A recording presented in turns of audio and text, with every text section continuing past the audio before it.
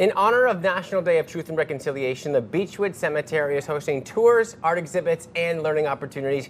Joining us today to tell us what people can expect is Nick McCarthy. Thanks for joining us this morning. Thanks for having me. Of course. So if people are headed there or maybe curious about attending some of those tours and art exhibits, tell me a little bit more about what you guys have planned. So we've been doing this for several years now. Beechwood actually shuts down our operations, and we focus just a day of full education, partnered with A7G and Caring Society. And 2:15 we'll have our traditional ceremony that we host near the Children's Forest, and then after that it's 45-minute tours. Some are French, some are English, some are we even introduced ASL for the first time, so we're really pleased. And essentially it's touring the cemetery and the history of the cemetery with those who were either perpetrators of genocide towards the Indigenous people or people who spoke out against it. So it's really a well-rounded walking tour.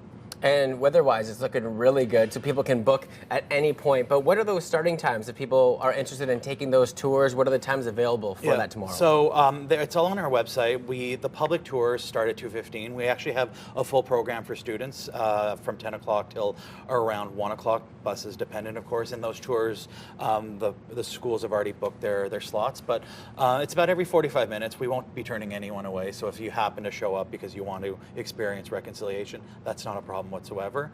But the French tours are 3:15 and 5:45, an ASL tour at 4:15 as well. So we're really looking to make sure that the maximum amount of people can learn and understand what our country's history is. And you know, that's tomorrow. Do you have any other programming too, like kind of throughout, if people are looking to continue their education even beyond tomorrow? So we've been lucky. We've partnered with 2 different school boards, and we've had about 1,000 students come through already this month for this reconciliation tour. We have walking tours almost every weekend throughout the summer. We're dwindling down a little bit now because it's getting a little colder, but reconciliations is something that we believe in, and people can just contact our company and we'll take people on tours and they can learn about the different people as well.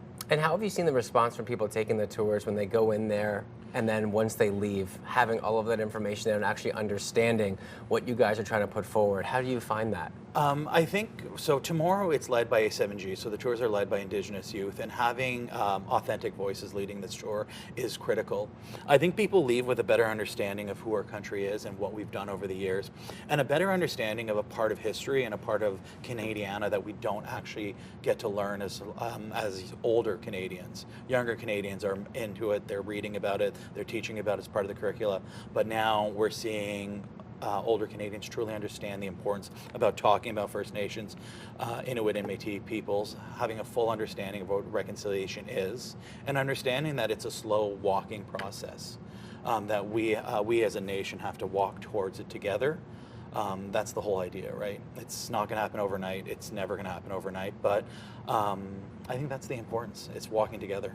Yeah, you know, it's getting everybody on the same page. As you mentioned too, you know, growing up, it's changed over the years where the education wasn't there previously. So it's important that as we grow up, we are having that education for our youth, but also implementing it towards our adults as well. Exactly. I think the biggest myth is that it's something that happened years ago. When we look at residential schools, the last federal residential school was in 1996, and the last provincial run residential schools was 1998. So this is real history. This is recent. This is just a generation ago. And so we have to have that understanding how new and how important it is to undertake all this. And Nick, if people are interested in maybe just a recap of the events tomorrow, where they should book in, is there a specific area that they should head to? So tomorrow, the entire company is closed down, so head to the main building. We're going to have guides, we're going to have tour leaders there ready to speak. Our small art exhibit is going to be there for those who are waiting for the tours to start. And then if you're able, 2:15 at the Sacred Children's Forest, which is overlooking Dr. Bryce, who is one of the advocates for Indigenous youth.